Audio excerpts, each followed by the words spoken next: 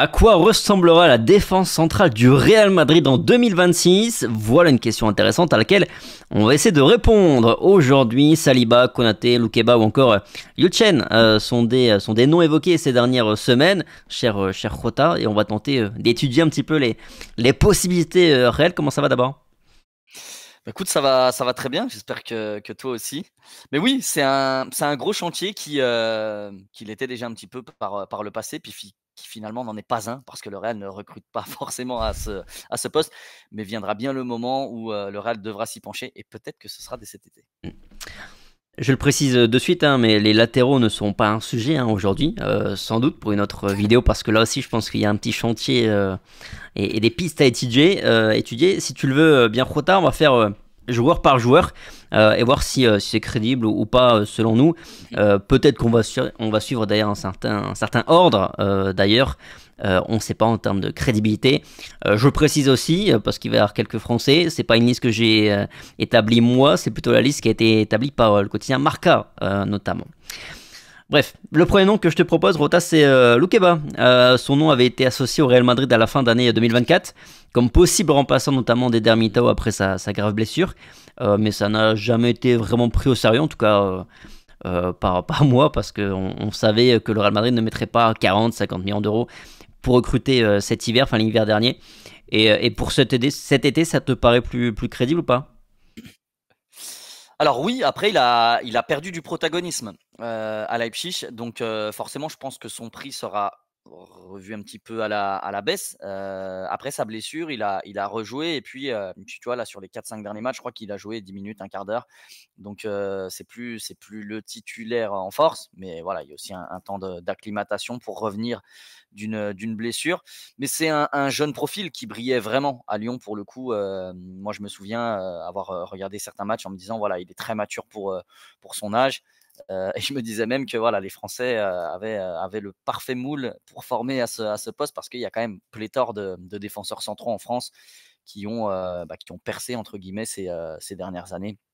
Si on regarde du Fofana, du Loukeba, du Badiachil, même si voilà, à moindre mesure, certains ont un peu plus floppé que d'autres, mais voilà, beaucoup de bons joueurs et Loukeba en faisait partie. C'est un joueur d'avenir, c'est un joueur que le Real va certainement sonder ou est déjà certainement en train de sonder parce que son prix va varier par rapport à ce qu'il était l'an passé, comme tu le disais, et donc c'est une piste à étudier. Crédible ou pas, je ne sais pas. C'est pas le plus gros pourcentage que je mettrais dans la possibilité de rejoindre le Real parmi les défenseurs qu'on va évoquer certainement sur cette vidéo. Mais voilà, je pense que c'est une option parmi tant d'autres. Contrat jusqu'en 2029. Il a 22 ans, comme tu disais, un jeune prospect.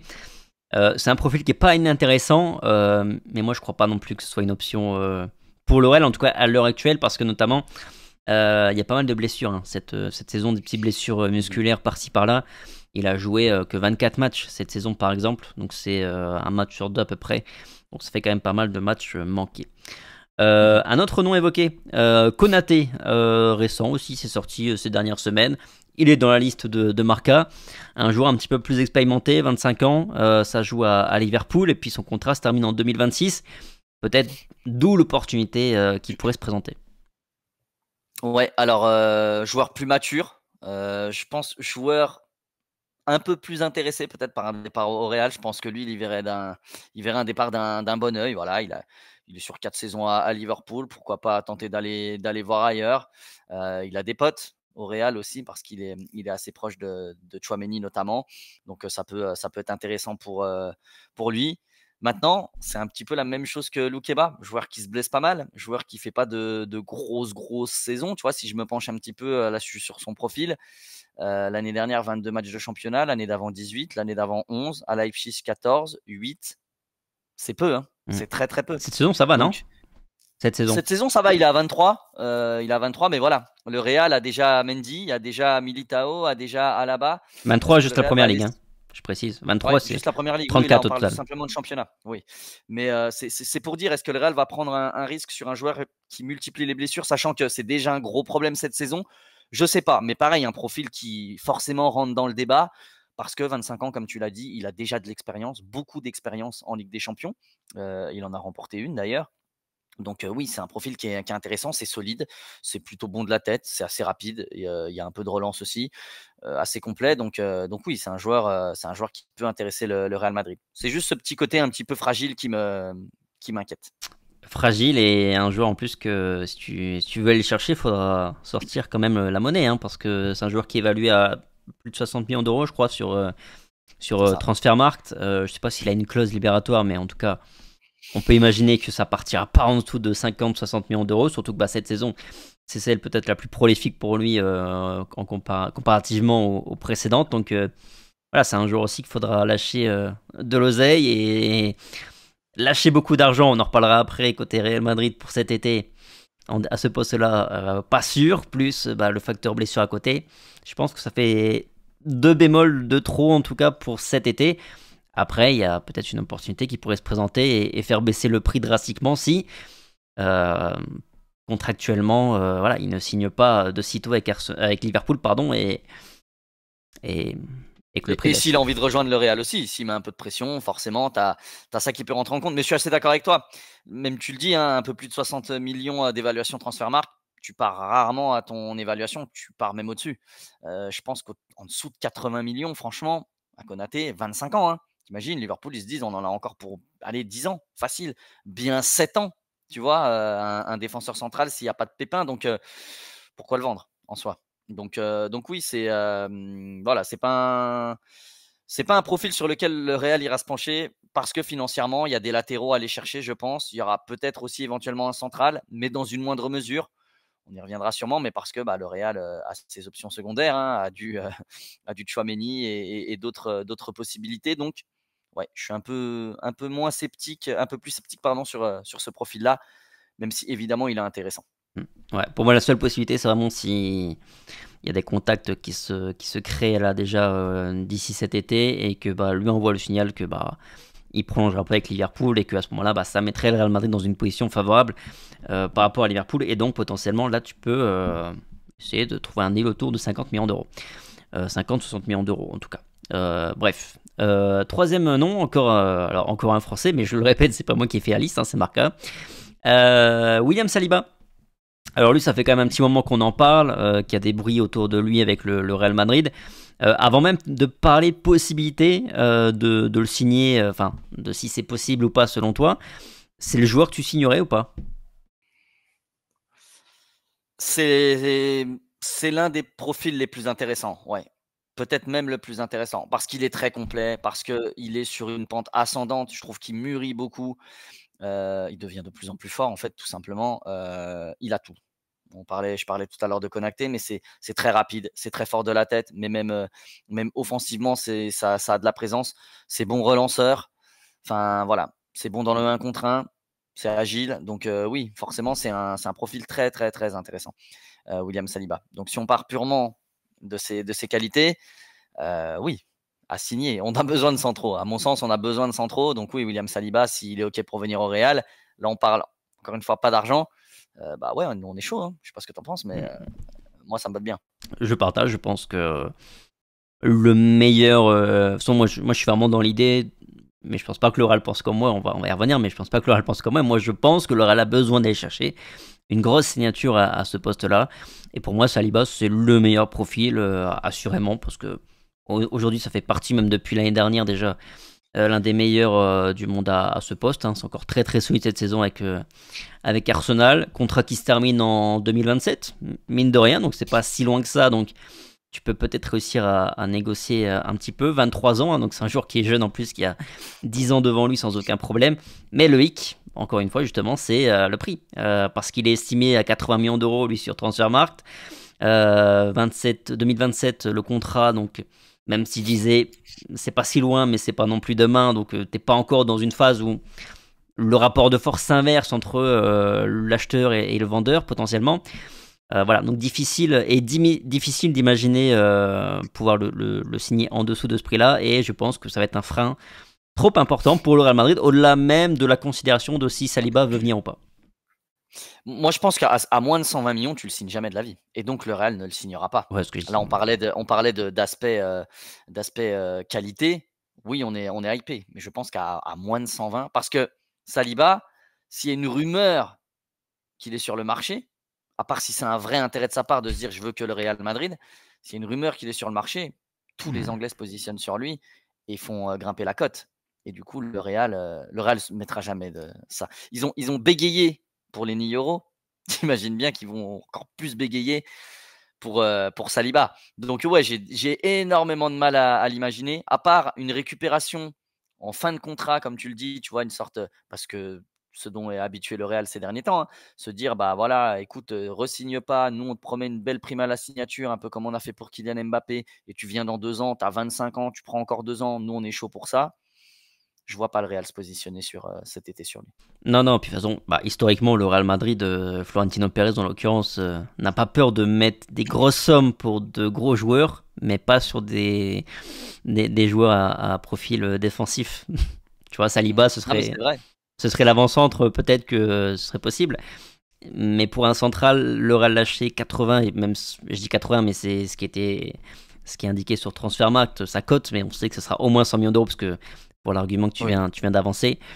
Donc voilà, j'y crois pas trop, même pas du tout en vérité pour cet été. Et je pense que. Tu vois, le Real en Angleterre irait, enfin en tout cas Florentino Pérez, comme tu dis, irait plutôt mettre un 100 millions d'euros sur Isaac Oui. que sur Saliba, typiquement. Mmh. Typiquement. Ce qui serait pas bête non plus, mais je veux dire, défensivement, ouais, 100, 120 millions, même 90, même 80. Dur, à mon avis, pour Florentino de les sortir, sachant, comme on l'a dit, il y a des latéraux à aller chercher. Offensivement, il peut se passer des choses, hein, avec du Arda Güler qui part, avec ou dans notre plus grand malheur, on va dire un Vini qui se lasse et qui dégage. Donc tu dois aussi remplacer numériquement. Donc tu as potentiellement aussi un achat à faire. Enfin, le marché va être tellement incroyable à suivre que le Real va pas se jeter sur une opportunité d'un défenseur à ce prix-là. Je pense pas. Non, je pense que vraiment le côté Real Madrid, il y a une limite par rapport aux défenseurs, c'est 50 millions d'euros. De toute façon, c'est quoi le plus gros transfert du Real? C'est quoi? C'est Militao, 50 millions d'euros. Ça doit être ça. Non, il n'y a pas eu plus élevé, hein, en termes. Rudiger récupéré gratuit à la base, je sais plus, c'était gratuit aussi. Oui. Gratuit. Dernièrement, Pepe, tu le prends plus jeune, c'était déjà cher. Ramos, pareil. Puis après, tu commences à remonter loin. Varane a été pris quand même pour une petite somme, mais c'était 10, moins 15. que Militao. Donc oui, je pense que c'est c'est Militao. Militao le plus cher. Parce Mhm. qu'après, si on remonte dans les années d'avant, on n'atteignait pas ces prix-là. Donc en théorie, je pense que c'est Militao. Ouais. Non, puis comme tu as pris le très bon exemple avec les Niro, le Real Madrid a, entre guillemets, a bégayé à partir du moment où on est parti au-dessus de 50 millions d'euros. Alors après, c'est toujours aussi un rapport entre le prix, le prix que toi tu mets sur le joueur. Hein. Le Real Madrid met aussi son prix sur le joueur et mettra le prix qu'il considère qu'il vaut. Mais voilà, c'est pas du tout dans les gènes du Real d'aller mettre 80 millions d'euros ou même plus encore sur un défenseur. De toute façon, 50 millions d'euros, c'est le max jusqu'à présent. Et je pense que c'est vraiment la limite que se fixe le Real, 50-60 millions d'euros. D'ailleurs, il y a aussi notre ami là, José Félix Diaz de Marca qui finalement a dit un peu la même chose que nous. C'est hier qu'il a dit. Il a dit en connaissant le Real Madrid, le club ne lâchera pas 80 millions d'euros pour un central cet été. Et finalement, c'est exactement ce qu'on est en train de dire et même ce qu'on avait dit déjà, parce qu'on avait déjà eu cette discussion sur une preview. Il y a une dernière option, et finalement peut-être celle qui pourrait entrer dans cette case, dans les cases qu'on est en train d'évoquer. C'est Yulchen. Alors je ne sais même pas si je le prononce bien, c'est comme ça, Yulchen, hein? Yulchen, oui, c'est ça. Okay. Alors en espagnol, non, mais il n'y a pas de prononciation, donc c'est bien la prononciation de ses origines. Je pense que c'est ça. Ok. J'imagine. Bon, né aux Pays-Bas, mais d'origine espagnole. Il a 19 ans et il joue à Bournemouth en Angleterre. C'est le dernier nom qui a été sorti. Mais il me semble que tu l'avais déjà évoqué, non? Une fois. Ouais, et puis je pense que la rumeur ne date pas d'aujourd'hui non plus. Ça fait quelques temps. En tout cas, en Espagne, forcément, il est connu. Il avait même été déjà approché par le Real Madrid parce que c'est lui qui l'a dit il y a pas longtemps, quelques jours, je crois. Il a dit il l'a dit avant-hier ou hier en sélection. Il a dit que l'offre du Real Madrid, au moment où elle est arrivée, c'était trop tôt pour lui. Il avait besoin de s'aguerrir. Aujourd'hui, il pense avoir la maturité nécessaire si une offre similaire arrive. Donc, petite perche tendue quand même en plus au passage. Donc c'est le dernier nom à être sorti. Lui, il est estimé à c'est 42 millions d'euros, je crois, sur Transfermarkt. Il me semble que Fabrizio Romano a dit que c'était alors c'est 50 millions de livres, sa clause libératoire, donc ça fait 60 millions d'euros grosso modo. Contrat qui expire jusqu'en 2030. Donc pareil, si on veut aller les chercher, ben on sera pas si loin non plus des 80 millions d'euros qu'on Alors imaginait. là, pour le coup, je pense que le Real peut l'avoir à moindre coût. Je m'explique. Là, il joue à Bournemouth. Bournemouth qui a quand même beaucoup moins de pouvoir. Si Wishen il dit moi je veux aller au Real Madrid, bon, je suis pas sûr que c'est Iraola, je crois, l'entraîneur. Il aura énormément d'arguments pour le convaincre, même si Bournemouth fait une super saison. Ils vont jouer l'Europe selon toute vraisemblance la saison prochaine. Voilà, il fait un appel du pied quand il est en sélection. Tu vois, ça me rappelle un peu notre Rodrigo qui met 2-3 tacles au Real quand il est en sélection. Tu vois, tu profites un petit peu de te retrouver en sélection pour faire tes 2-3 petites conneries, tu vois, un petit peu comme un enfant passage. Et Bournemouth, voilà, s'ils arrivent à en tirer 35, 40 millions, 30 millions même, ça serait déjà pas mal parce que finalement, il est prêté par la Juve à la Roma. Il fait une bonne demi-saison. La Juve le vend, je crois, 14 ou 15 millions 3 à Bournemouth. Déjà, s'ils font x2, ils sont contents parce qu'ils savent que malheureusement, un joueur qui veut partir au Real quand il est à Bournemouth, tu n'as pas ce pouvoir pour le retenir qu'a un Arsenal, un Liverpool, par exemple, pour Konaté et Saliba. Donc, je ne dis pas qu'il partirait pour si faible, mais le Real a besoin, en tout cas l'envie, je pense, de s'hispaniser. Il rentre dans les critères, il est jeune et il est plus accessible financièrement que les autres. Donc oui, à mon sens, c'est le joueur qui a le plus de susceptibilité de rejoindre le Real. Après, il y a tout un tas de paramètres qui entrent en compte. Ça ne veut pas dire qu'il signera, ça ne veut pas dire que c'est le plus proche, mais je pense que c'est un joueur sur lequel le Real va se pencher. Et aussi, il y a un rapprochement avec Lenny Yoro ou Rafa Marin l'an passé. Le Real a un peu chié sur les jeunes la saison passée. Je ne suis pas certain que là, ils voudront faire 2 fois la même erreur. Je suis d'accord avec toi, parce que je le dis, j'ai déjà dit 2-3 fois, donc, mais je vais le redire une fois. Alors, je pense qu'il y a cette limite côté Real Madrid, 50-60 millions d'euros pour un défenseur. C'est le prix max que tu peux payer. Je pense que finalement on rentre dans cette case-là, même si on part sur les 60 millions d'euros de clause libératoire. Il y a le facteur joueur espagnol, comme tu disais. Il a 19 ans, donc il est encore vraiment très très jeune. Mais après, par contre, on dit 60 millions d'euros, mais est-ce que tu crains pas aussi peut-être comme ce qui s'est passé avec les Lignoros, c'est-à-dire que bah, il y a d'autres clubs, si demain il est à vendre, s'il part cet été, ce qui est quand même assez possible, je pense, que tu as d'autres clubs qui se positionnent et qui font monter le prix, même s'il y a cette clause à 60 millions d'euros a priori. En fait, j'ai moins cette crainte dans le sens où il est espagnol, il vient de tendre la perche au Real, il a déjà une offre. Je pense qu'il peut avoir cette envie de rejoindre le plus grand club du monde, tout simplement. Tu as Raúl Asensio, peut-être former cette paire hispanique en charnière centrale à l'avenir, ça peut te donner envie. Les deux vont fêter, en tout cas, fêtent leur première sélection avec l'Espagne. Donc voilà, il y a tout un tas de choses qui peuvent bien s'emboîter. Maintenant, si on prend un peu de recul, même si tu sais, moi j'adore les Espagnols en Espagne et surtout au Real, j'en veux, parce que je trouve que quand tu as une identité nationale, c'est très bien. Alors attention, hein, c'est simplement parce que le Real doit avoir quelques joueurs espagnols et qu'on en a quasiment plus. Après, moi sinon, je m'en fous de l'origine du mec qui joue au Real en soi, mais quelques Espagnols, c'est toujours bien, tu vois. Et je me dis, avec un peu de recul, par contre, est-ce que c'est plus risqué de mettre, par exemple, si on met 60 millions pour Wishen, plutôt que 90-100 pour Saliba? Parce que Wishen, c'est un joueur que j'adore, que je trouve bon, qui a du potentiel, mais il n'est pas affirmé, confirmé comme peut l'être un Saliba ou un Konaté. Et je me dis, allez, à 40 millions près, est-ce que la prise de risque de se faire à une Iliara Mendy, Odriozola bis, elle n'est pas importante, tu vois? Parce que les Espagnols au Real, moi je les aime, hein, mais historiquement, quand tu les fais venir de l'extérieur, attention, il peut y avoir des flops. Je viens de citer les deux de la Real Sociedad. Voilà, j'ai juste une petite crainte là-dessus. Moi, évidemment, ça me ferait plaisir. Je trouve qu'il a des qualités comme les 3 autres qu'on a évoqués, hein, de toute façon, mais voilà. Est-ce que payer moins cher, c'est aussi prendre un meilleur joueur? C'est ça toute l'inconnu. Il est plus jeune, il a 19 ans, mais on parle quand même de Loukeba 22, de Konaté 25, Saliba 23. C'est très jeune aussi. Tu fais bien 7, 8, 10 ans avec eux. Et est-ce que la prise de risque, elle n'est pas plus importante? Je ne sais pas. Mais en tous les cas, sur les critères qu'on a évoqués, je pense que ça colle un petit peu plus à ce que Florentino Pérez sera en mesure de faire. Tout à fait, je suis parfaitement d'accord, même si moi, dans mon cas précis, si c'est moi qui choisissais, je partirais plus sur un joueur confirmé, type Saliba, pour les raisons que tu viens de développer. Mais je pense que si le Real Madrid fait une signature, ce sera plutôt un joueur de ce calibre-là, moins cher. Voilà, parce que 60 millions d'euros, je pense que là, elle peut les mettre. Au-dessus, j'y crois absolument pas, qui que ce soit. Bon, faisons un petit point aussi sur l'état des lieux là actuellement, parce que mine de rien, ça peut avoir un impact forcément sur ce qui se passera aussi cet été.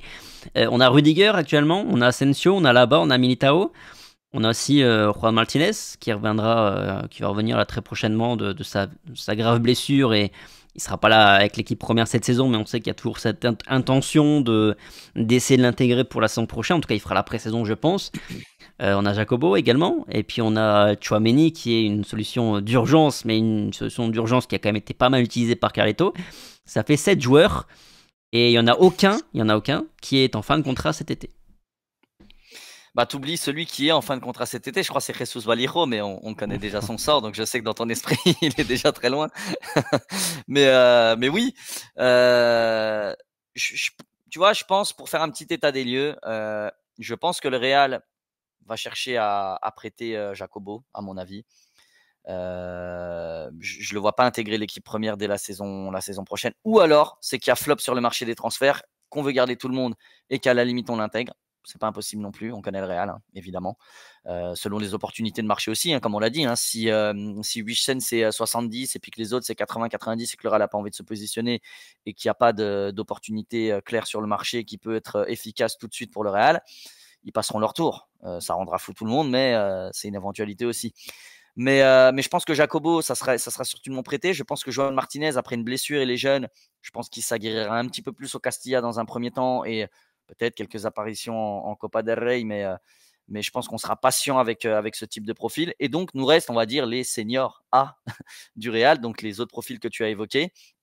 Ça sera la même chose qu'à l'été dernier. C'est Militao, il revient de blessure.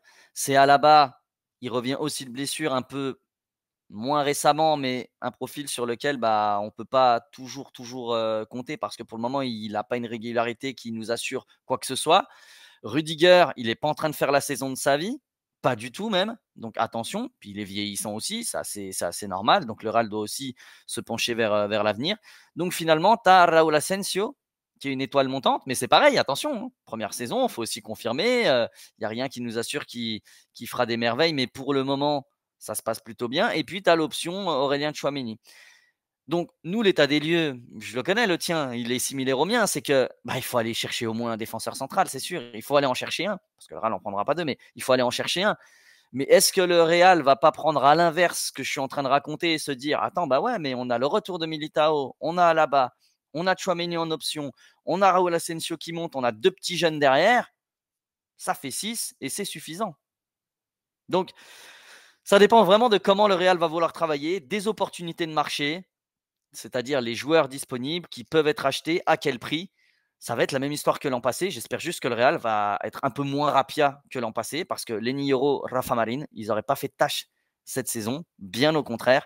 Et je pense qu'on aurait un effectif bien meilleur et beaucoup plus d'assurance. Et on aurait pu faire plus de turnover et peut-être qu'on serait encore meilleur. Donc, je pense que c'était une erreur. Ouais, et d'autant plus que c'est pareil, hein, c'est José Félix Diaz dans son article pour Marca là, qui disait aussi que Alaba et Militao ils continueront au Real Madrid s'ils le souhaitent. Hein. Le Real ne les lâchera pas, c'est ce qu'il a dit concrètement. Après, je rajoute juste un dernier truc aussi, Tom, qui est un parallèle qui est intéressant. Qui sera l'entraîneur du Real Madrid l'an prochain? Ça peut tout changer. Excuse-moi, je t'ai coupé. J'y allais justement. Non mais voilà, pour finir en tout cas pour les deux, Militao et Alaba, même s'il y a grosse incertitude, bon Alaba on verra bien ce que ça donne sur les prochains mois, sur les 2-3 prochains mois. Peut-être qu'on sera surpris agréablement, mais toujours est-il qu'il y aura le même doute effectivement à ce niveau-là. Les mêmes doutes aussi pour ce que tu as évoqué, je ne vais pas revenir là-dessus. Je pense aussi que le Real, concrètement, va penser plutôt on a 6, peut-être potentiellement 7 joueurs qui peuvent couvrir le poste. Il suffit qu'il y en ait 4 qui soient en forme sur la saison, ou en tout cas au cours de la saison, et puis c'est bon, on a le nombre, même si on sait que c'est bien plus compliqué que ça. Et Juan Martinez, en l'occurrence, tu vois, je le vois très bien évoluer avec le Castilla, et puis ils vont se dire, si si ça se passe mal en équipe première, bah, il va nous faire une Raúl Asensio, tu vois. Je pense C'est que ça. Asensio a ouvert aussi une porte peut-être à ce niveau-là aussi. Enfin bref, on est d'accord là-dessus. Et sur le dernier point sur lequel j'allais venir, effectivement, c'est peut-être, parce que là on est tous les deux plutôt sceptiques sur le fait que le Real Madrid va recruter cet été, on va pas se mentir. Mais effectivement, peut-être que changement d'entraîneur, un Xabi Alonso qui arrive, qui a des demandes parce qu'il a besoin pour faire jouer son équipe de telle manière, quelques ajustements, c'est peut-être la clé pour faire bouger les choses. Bah clairement, parce que même si Xabi Alonso est un jeune entraîneur qui connaît très bien Florentino Pérez, qu'ils ont une belle relation, si lui dit moi je veux tel profil et que Florentino Pérez lui dit non, bah est-ce qu'il acceptera le poste? On ne sait pas. Tu ne sais pas. Il aura besoin de profil, il va analyser l'effectif et se dire ouais mais tu vois faire ce qu'a fait Carlo là, moi par rapport à ma façon de jouer, comment j'ai envie de faire évoluer les joueurs, j'ai besoin d'avoir je sais pas, je dis une bêtise 19-20 joueurs là où Carlo Ancelotti comptait sur 15-16, tu vois. Donc il y a des choses qui peuvent varier d'un entraîneur à l'autre, d'une philosophie à l'autre. Et donc, évidemment, ça peut tout changer dans cette optique de recrutement au Real Madrid. Donc, c'est à prendre en compte, évidemment. Mm. Mais même là, tu vois, j'ai une vraie interrogation, mais vraiment une bonne curiosité de savoir dans quel état d'esprit il va arriver Xabi Alonso au Real Madrid. Est-ce que vraiment il va arriver en essayant d'imposer ses besoins pour faire jouer son équipe comme il a envie de la faire jouer, ou est-ce qu'il va devenir entraîneur finalement un peu modulable et s'adapter plus que demander, réclamer, exiger ce dont il a besoin pour mettre en place ce que lui veut mettre. Tu vois, j'ai cette curiosité à ce niveau-là. Alors, moi, je pense que dans tous les cas, il a tout intérêt à imposer ses idées. Parce que moi, j'estime que le modèle El Khalifi au PSG, qui a longtemps, je pense, bridé le Paris Saint-Germain, était pas bon. Je pense qu'il y a beaucoup plus de liberté pour Luis Enrique cette saison. Et pas parce que les résultats sont bons, mais ça en est une résultante et les résultats sont bons parce que je pense que c'est un entraîneur manager.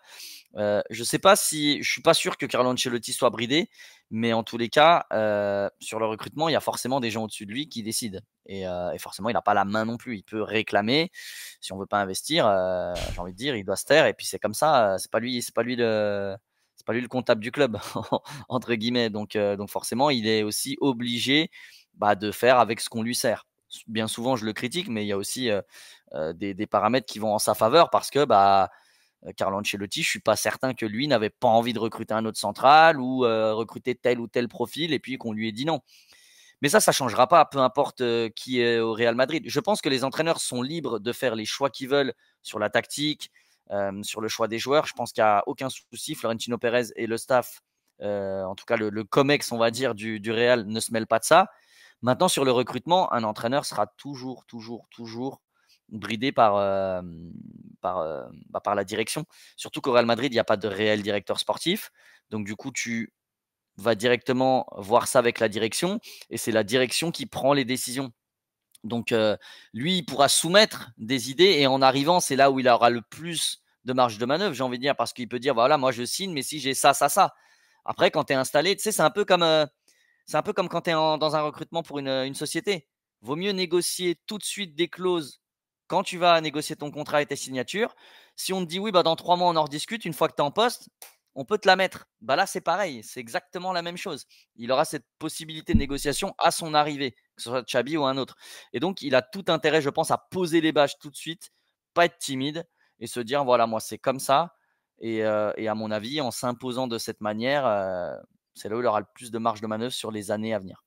Tout à fait. D'autant plus que Carlo en plus arrive dans une position un peu particulière, un deuxième mandat, on va le chercher à Everton, donc il n'arrive pas du tout entre guillemets en force, et Ouais. c'est pour ça c'est un peu méchant mais un peu docile, je pense pour la direction et et qu'il a quasiment aucun impact aucune influence sur les mercatos du Real depuis son arrivée, même si Mais c'est très vrai ce que tu dis, c'est vraiment très, très vrai. Il arrive d'Everton, c'est pas ouf. Sa carrière, elle est pas dingue depuis qu'il a quitté le Real. Le Real qui revient sur lui, c'est un miracle. Donc c'est vraiment très, très vrai ce que tu dis. ouais, que Xabi, c'est vrai que il arrive. Alors, il arrive pas non plus avec un statut hors norme, mais c'est un jeune entraîneur qui arrive avec des idées. Si tu veux Xabi Alonso, il faut que tu au moins un minimum, tu acceptes quelques requêtes pour le mettre dans les meilleures conditions pour lui effectuer son travail, hein, tout simplement. Même si je pense que la priorité des priorités, et même pour Xabi Alonso, si le Real Madrid arrivait, ce serait recruter au niveau des latéraux et pas forcément dans l'axe. Je pense que la priorité sera plutôt sur les côtés, on est d'accord, non? Bah ouais, puis s'il arrive à nous faire des latéraux avec des stats à la Frimpong et Grimaldo, je pense qu'on prend tout de suite parce que ça métamorphoserait le Real. C'est des mecs qui sont l'an passé, ils font, je crois, quasiment les deux un double-double. Enfin, t'imagines quoi. T'agrees? C'est plus de 10 passes, plus de 10 buts, toutes compétitions confondues. Là où on a des latéraux où quand ils font un centre, on est à deux doigts de spignoler. Donc forcément, ça sera un changement énorme.